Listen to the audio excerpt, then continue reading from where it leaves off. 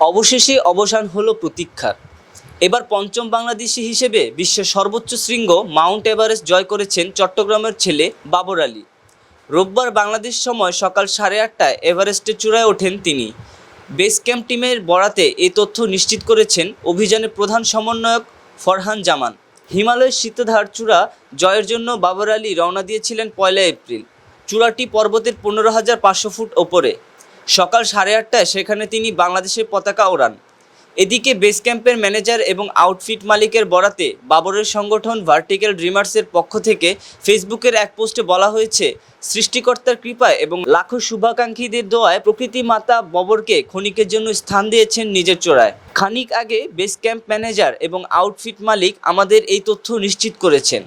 এখন বাবর আছে ক্যাম্প 4-এ নামার পথে।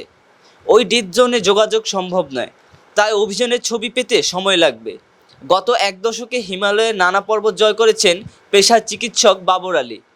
এর মধ্যে 2022 সালে প্রথম বাংলাদেশি হিসেবে হিমালয়ের অন্যতম দুর্গম চূড়া আমাদাবলাম আরোহণ করেন বাবর।